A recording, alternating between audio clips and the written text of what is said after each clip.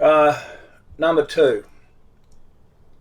So it starts with my nana and this photo that she talked about, that no one else in the family will talk about, which you can sort of understand for the times. So I started to do some research. And it's very hard to do research on Aboriginal lineage, or lineage even going back to the first and second fleet. Now there's some documents, but there's not documents. And if you think about it, there were 2 fleets that came in full of criminals and military personnel, police, state. And then on the 3rd fleet, it was the horse sheep.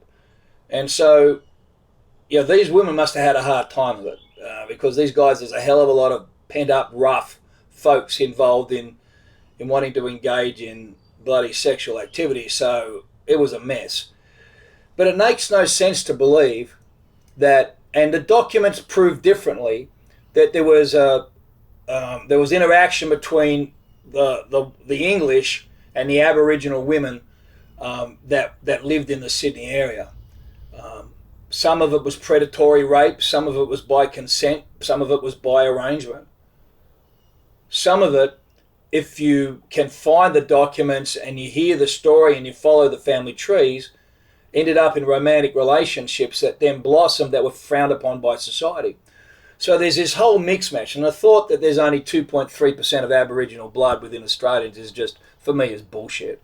You've got to be wanting to still stick to a fucking white Australia policy if you believe those bloody numbers. The stats just don't work out, but that's a different argument for someone else, than me. So there's this sense of this Aboriginal thing looming, and I just wanted to do it. So we got an investigator and we started to ask those questions, and we started to find and track back family trees. And in the family trees from one side that arrived on the 2nd fleet, and from the other side there were immigrants. And I don't know, it was never conclusive, and I ended up with more questions than I had answers that this investigator presented. But one of the questions they presented was challenging the birthing documents. There were 2 birthing documents. One was John Arthur King, a state birth certificate, and the other one was a clinic document. The woman who raised me was in a women's asylum at the time for single mothers or for destitute women. And there's this other document. One document, the government document, says 29/9/63, John Arthur King. And the clinic document says 27th of the 7th, 1963, John William. And so there's just these 2 documents that exist. And the investigator, when looking at it, asked the question about stolen generation. And I said, look, I don't know anything about that. That's not what I was raised to believe, that I was adopted. She said, well, look, the inconsistency in these documents point to the fact that there might have been, because it wasn't uncommon at the time, if a woman was some sort of prenatal depression, to take a baby off an Aboriginal kid born around the same time. It was part of the Australian government's policy to eradicate the blackness out of our nation. How to deal with the Aboriginal polity, fuck it out. 3 generations you go, because melatonin is a recessive gene in Aboriginal as opposed to Africans. So you birth this thing out.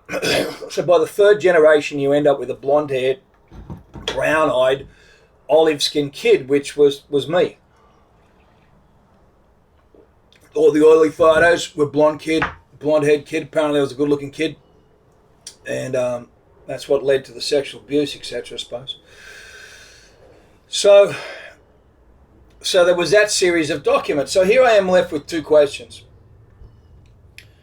One question was Nana's story about the photos of Aboriginality coming down through the family tree and our Aboriginal roots. And the second one was question about stolen generation. And these are 2, I was going to say vastly different questions, but they're still questions around a similar theme, both denying a sense of where you belong and who you are and what your roots are and where a lot of your characteristics and your thinking and your thoughts and your passions and your ideas come from. And they all come down to this central denial or inability to be able to reconcile the fact that we, in Australia, we have a very black past. And that black past is not only a historical issue, but It's a colour issue. It's a melatonin issue. There were black people in this country before the white people arrived. And instead of embracing that and seeing that, we're just still very uncomfortable with it. So these are parts of the things that I started to ask myself. And the only way that I could reconcile it at some point was to have to take myself back to Australia. I've been in Texas now for 20 years. Was to take myself back, and I never thought I'd return to Australia because Australia wasn't pleasant memories for me. It's just not, there was nothing pleasant there. I love my time in the outback. My first degree's in agriculture. I look back and I loved going walkabout, as a sense. We appropriated that term. But I'd love to get my feet on red dirt. For some reason, I just loved red dirt. Every black fellow I ever saw growing up, going through college, I just had this affinity and a connection with. I never understood until this last trip back. And so here I am. I'm 59, turning 60 in a couple of months, and I've got this series of questions. But I have to get from here to there. I have to take a leap and turn up and get some feet on country and ask some questions of people, and I don't know where to begin, and I don't know how to do it.